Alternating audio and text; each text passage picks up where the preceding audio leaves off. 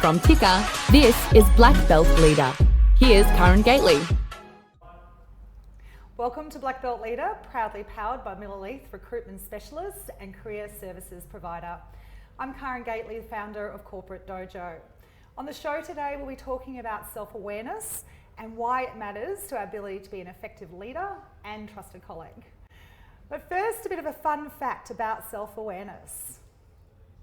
Research shows that 95% of people think they are self-aware, when in fact only 10 to 15% of people are. Psychologist Tasha Eurich said, on a good day, 80% of us are lying to ourselves about whether we are lying to ourselves. So clearly quite a challenge for us to understand what's going on in our inner world and what that means for the impacts we have on people and circumstances around us. So joining us on the show today are two experts that can help us to unlock not only what self-awareness is, but how you can develop it. So joining first is Olivia Downing. She's a psychologist, a mindfulness educator, and a meditation teacher. She's the founder of Live Mindfully. She has over 20 years of experience working with organisations and individuals to support them through their work and their lives to reach their fullest potential. Liv, welcome to the show. Karen, it's so great to be here. Thank you for having me. Yeah, look, as I said in the intro, self-awareness is such an important thing, in terms of the impact it has on our ability to be at our best. Help us to understand, as a starting point, what is self-awareness? What exactly are we talking about here? Great question, because it's quite an abstract concept, isn't it?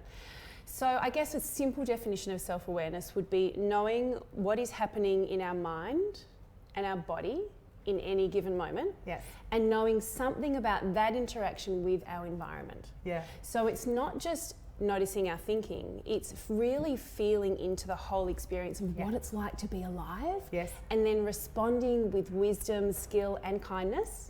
Very important component of this work. Responding in that way to what's happening externally. So as you can imagine, with self-awareness in our back pocket, we become much more of an active participant in our life. The research tells us that on average we are disembodied, so our mind and our body are disconnected around 47% of the time. Which means we're living on autopilot, which means we're missing out on so many opportunities to connect with our inner wisdom, to connect with other people authentically, and to be really present and engaged in our life. That's a long answer to a very short question. It's very insightful because, in my own experience in building self-awareness, one of the things I needed to learn to do was to actually understand the signals in my body and where were they coming from. So, I and a lot of other people who have battled anxiety, for example, have needed to understand, why is my body making me feel like I'm about to go into battle, and then unpacking what's going on in my mind and my emotions unconsciously that causes me to feel that way, because it's that feeling that's making me feel like I have to get into a debate or I have to fight. Because if you think about the word emotion, it's energy in motion. And if we know what to do with that energy, we can respond more skillfully. Absolutely. So it's learning really, and I think, being a psychologist, it's taken me a long time to get to this point, because I was very much trained about the head. It's like, look at your thoughts, look at your beliefs, look at your opinions. But at what point was I ever trained about my body and the information from my body? It didn't happen in my degree. And it took for a professional training process in learning mindfulness-based therapy when I was in the clinical space to really start to realise, oh my goodness, there's so much more to me and my clients than just my thoughts. And again, I'm very, as I shared before, very familiar with that reality, that sometimes our thoughts aren't revealing what's going on. If we simply just observe what's going through my head. Now that is a powerful thing that we all need to do. Huge. But just simply understanding those thoughts isn't enough to always understand the emotion. So how do you teach people to tune into their bodies? What kinds of things are you encouraging that they tune into, and what can they do with that? Great question. So I'm going to answer the question backwards. So I guess the benefits of this kind of work is really for an interpersonal, for an engaged experience is to really become aware of everything that's happening. And if you think about that in a work context, if we actually give our people and ourselves the capacity to be present in the moment and start to understand where their attention is, they can then start to build their self-awareness. And with that comes a capacity for kindness and then greater connection. And if we've learned nothing else over this time of coronavirus, it's that we're all connected. And that and connection is a really fundamental psychological need we all have. So then to answer the first part of your question, how do we develop it? There's lots of ways. I'll take you through three. I had to think about three. So the first way is simply being where you are, doing what you're doing. And that could be as simple as making a cup of tea with awareness. So each time you notice your mind trickle off onto your to-do list, into the future or into your regrets, and we start doing that I wish I had, shoulda, coulda, woulda. Come back to making a cup of tea. Feel the way your body is moving in that process. Really start to become embodied. And then we can start to behave. We can start to really build those neural pathways between the mind and the body. Start to become more embodied. So the first tip is simply do what you're doing. When you're walking, walk. When you're eating, eat. Can I just give you a quick example? Because I did that one last night. So picture this, making cuppas for me and my husband in another world, doing other things. Of course, because that's what we do, 47% of the time. That's right. And it was fine for me because I finished my coffee. You forgot his? It just got half made. And then I went and sat down for us to kind of have a chat, and he goes off and finishes his coffee, and I'm like, oh, it's tea, and I'm like, I'm really sorry. Like, that was clearly on the surface of it rude, selfish, so whatever you want to label it as from a perception perspective, but it was actually disconnection. It was marvelous. I was just being a space cadet in that moment. So again, a lot of people have been for a long time talking about be in the now, practice being in the present. This is really what we're talking about. It's really investing our mind and our energy in what is real right here. Right now. Because so often we are blinded by our opinions and our beliefs and our fears, and we spend a lot of our life kind of going around like this. So what this presence of mind and this self-awareness and mindfulness as a broader capacity. Mindfulness is a very thrown around term now. A lot of people think mindfulness is about being calm and present. It's much bigger than that. It's helpful for that, but it's much bigger than that. So it's really engaging with what's here and feeling that experience, and through that comes wisdom. Absolutely. So that's the first tip. The first one is being where you are. Really simple. And I've tried to structure this for your viewers so that these tips are really accessible, because I know that this stuff can be big for people. Absolutely. The second tip is called the stop technique. And in it, it's a really handy tool to find yourself, once you find yourself away with the fairies or triggered by a fear response, by overwhelm, think stop. In it, so it's an acronym, S stands for stop, easy one to remember. Got that one. You got that one. T stands for take a breath. The research tells us that just by paying attention to the process of breathing, we actually engage the calm side of our nervous system. So we don't have to take a deep breath. We don't have to manufacture some bizarre experience for ourselves. We just consciously breathe. Something that's already happening. O stands for open and observe. So that's right. What is actually happening in the present moment in my mind, in my body, in my environment? So powerful. That pause, that island of sanity in the madness. P stands for proceed in line with your values. So do the next right thing. And a practical example I can give you is being asked to come on this show. Because my initial response is, oh my goodness, that sounds terrifying. So I took myself through a stop technique. Stop, take a breath. Okay, one conscious breath. O, open and observe what is actually happening. I'm sitting in my lounge room in my tracky dacks answering an email. There's no threat here right now, Liv. Settle, calm the farm. P, proceed in line with my values. My purpose for being here is to help people to wake up. Is to remind people how amazing they are, and to remind them they don't have to continue to be hijacked by the stories they've either inherited or they've learned. Yeah. So that's my value. So I was able to reach into that Yeah. and say yes to coming on the show. Yeah. So that's how powerful this work is. Yeah. It lets us really live to our deeper core purpose.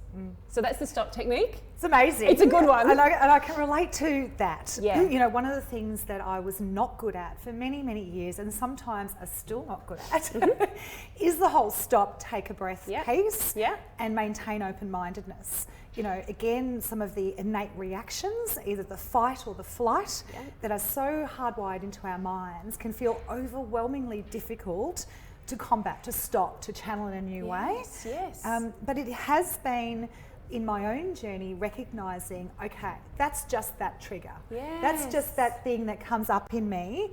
It's not actually me. And being able to actually separate that allows me to take a breath and to reframe my reality.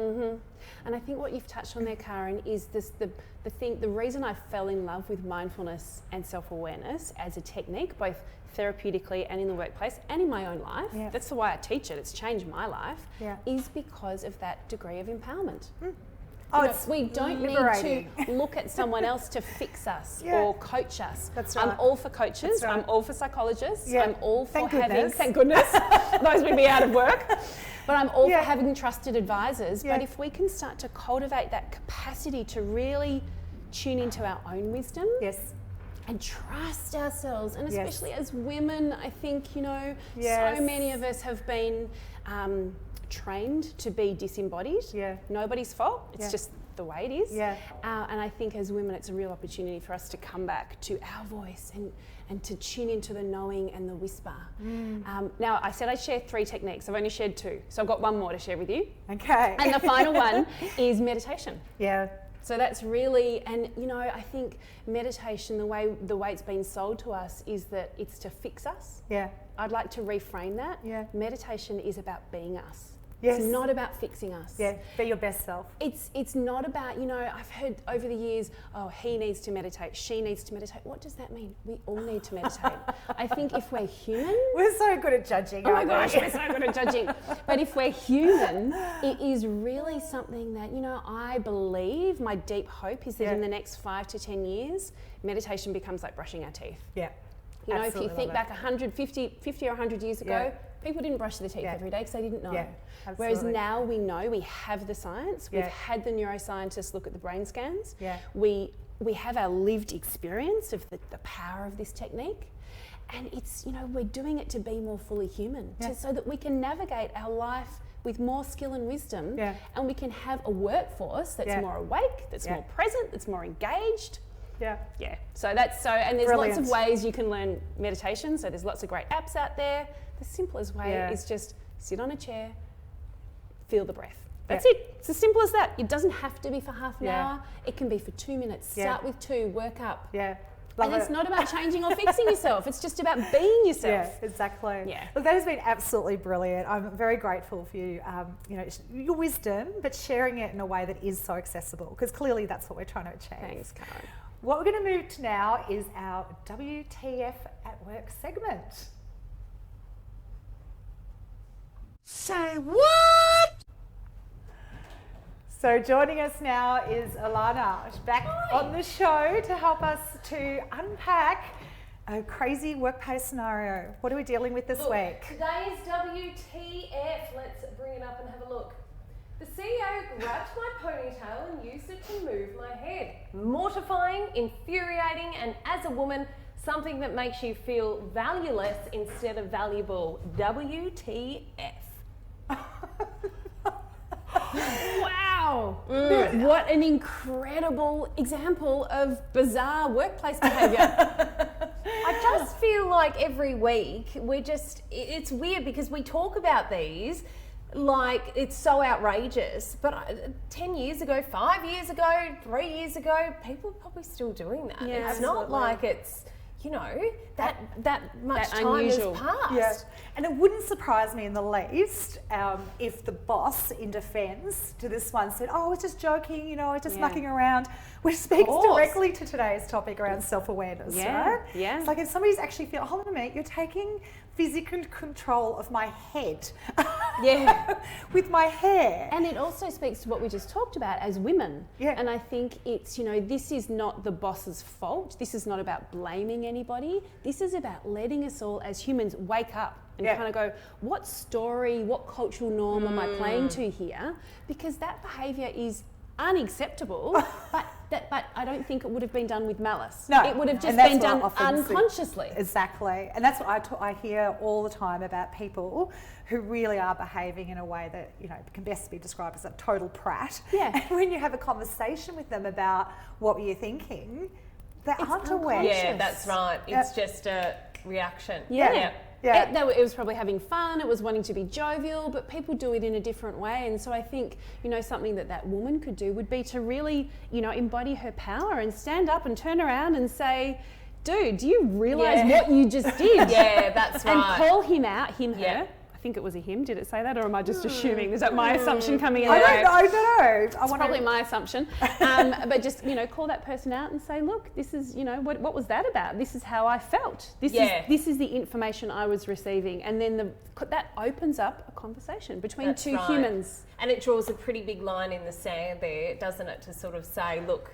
not okay. Yeah. Let's all move on. Doesn't need to be a huge deal, Correct. but it needs to be acknowledged Correct. and understood that And that's... clarifying those boundaries, as you say, and really being clear about what's okay and what's not okay. And again, I think as women, that's not something many of us have been taught. Yeah. And I've certainly had to learn that myself. I was definitely bred to be nice and kind and to say yes and to please and to be pretty and all those things.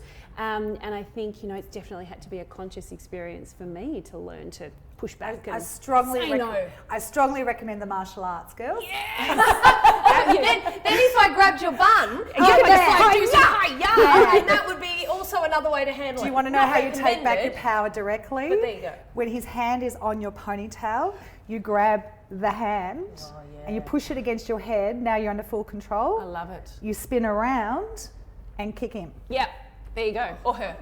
But not in the workplace. Slight disclaimer, not endorsing it at In this the time. workplace, you do that same thing. You spin around and say, what are you doing? What are you doing? This is my body. That's right. Yeah. Now, obviously, we empathise with the power imbalances in the workplace, but to all the bosses out there, WTF on that one.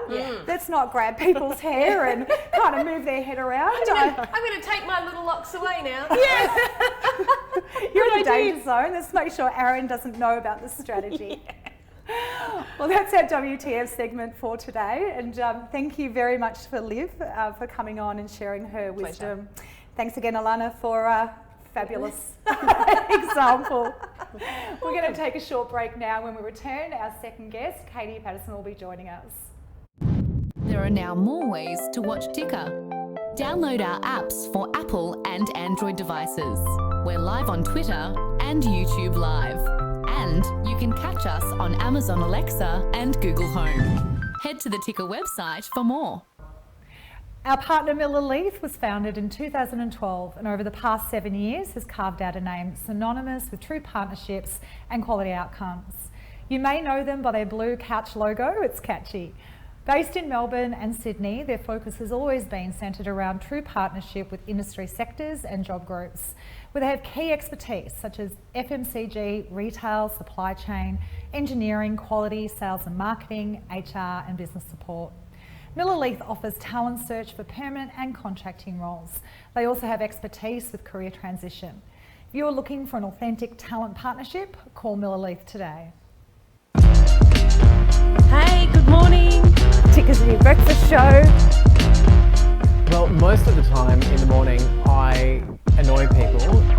I think Ben is so fabulous. He is wild, he is warm, he is witty. The first time I met Alana, I realised I wanted to have a drink with her. You never know what's going to come out of his mouth. Kick off your morning with Ticker Jumpstart. We are playing in uncharted territory. This preparation takes me all night. It doesn't matter how long I take because Ben will always take longer.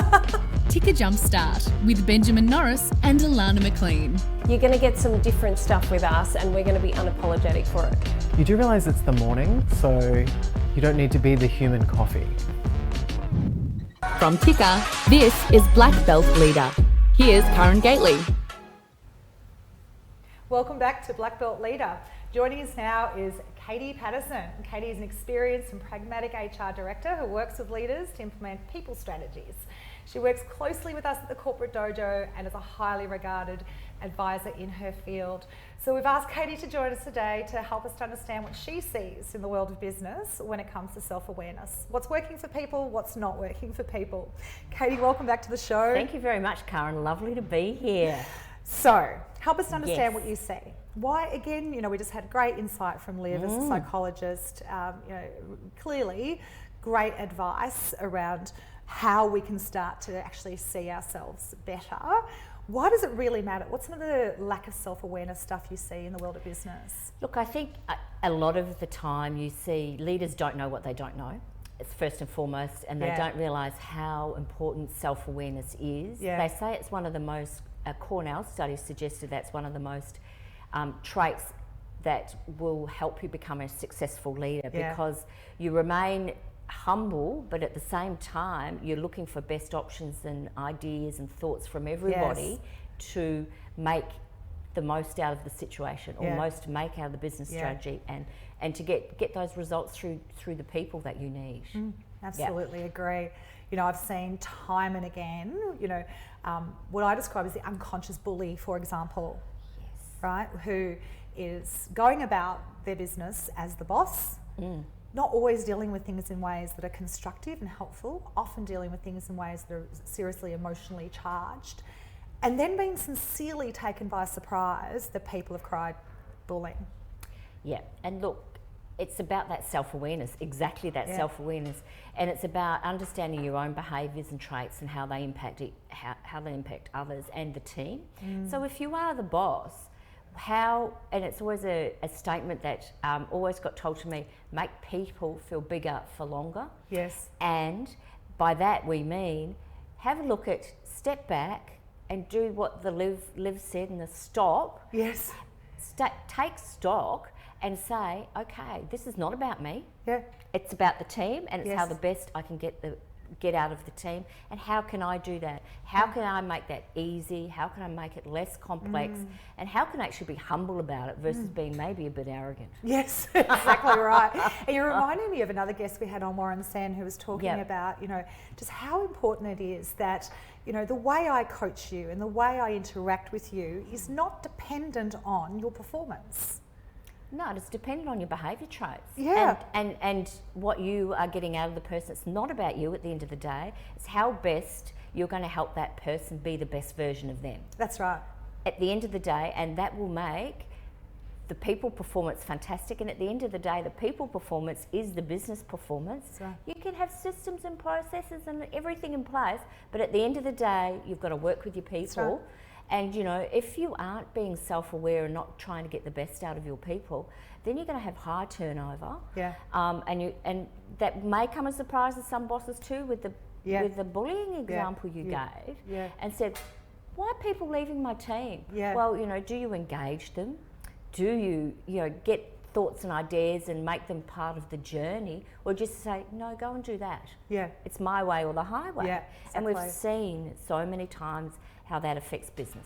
Absolutely. Totally agree with you. And again, it's that lack of ability to understand that there might even be another perspective. I find that people who lack self-awareness struggle to understand when they are being pig-headed, when they are being arrogant, when they are being closed-minded. Clearly, not all people who lack self-awareness are those ways, but it's a common thing that I see. And that clearly creates an environment where people don't feel trusted, they don't feel respected. They don't feel trusted, they don't feel respected, and then they have that, what the preteeism, as we call it, is people come to work but they're not engaged. Yes. And they go, oh, well, I've got to be here for 8 hours or whatever it is, but they're not being effective, they're not being engaged, and you can imagine how that blends in with trying to develop an effective and a constructive and a positive culture. It just flies everything out the window. Totally. And, at the end of the day, you go, okay, well, I'm going to go and find a boss who actually respects what I say, he at least listens to what I say, and at least contemplates it all and comes back and says, I reckon this will work, or maybe this won't, but this part of it is a really good piece. Yeah. Let's try and roll with that. Yeah, exactly. Let's implement that, look at putting that in place versus won't work. Yeah. I've seen that before, done it before. And then they understand, well, why has someone resigned? Yeah, because I totally agree, right, that complacency that sets in. But more to the point, what I observe is people either start to give a compliant contributions, as you pointed out, I'll just do enough. Right? Because you don't take enough accountability for your actions, your impact as the leader on me, on us. You're not open, so that's lack of self-awareness and lack of open-mindedness means I can't even have a conversation with you. So I've got 3 choices. I start to give you only what I have to give you, which is compliant contribution, or I actually resign but continue to sit at my desk. So I just won't tell you I've resigned. I see people doing that all the time. Absolutely. Right? Absolutely. Or I actually leave.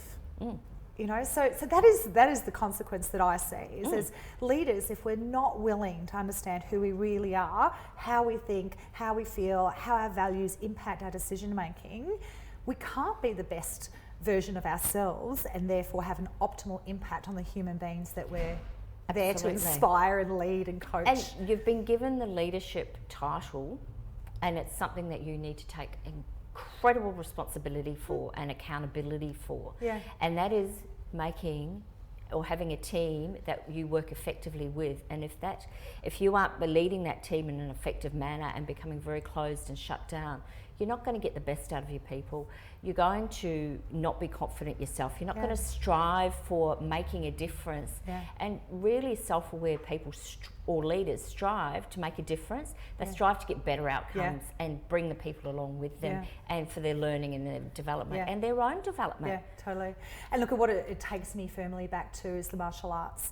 You know, I was contemplating this just last night, that in that environment, the expectations on you get greater with seniority. So the higher you are up in the ranks, the more you're expected to behave with respect and decency and courage and integrity.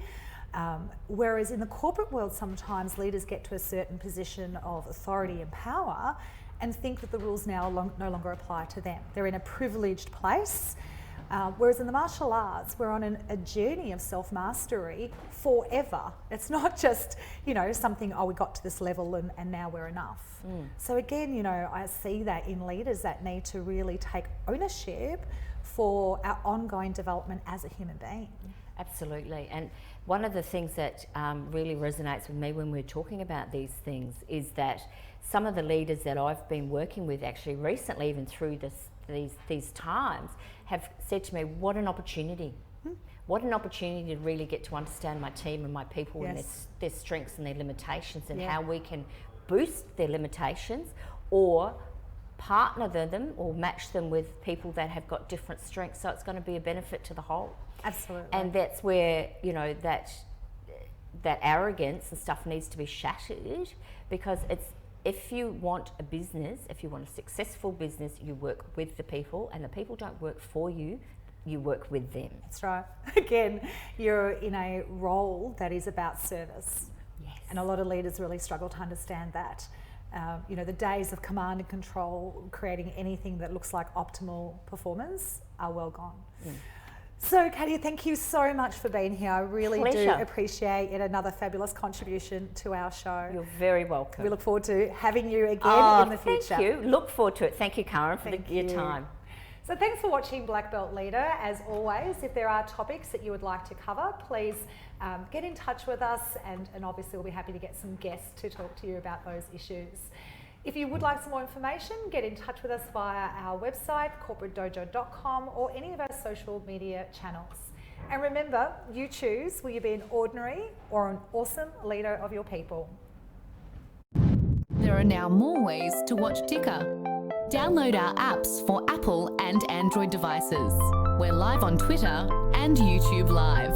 And you can catch us on Amazon Alexa and Google Home. Head to the Ticker website for more.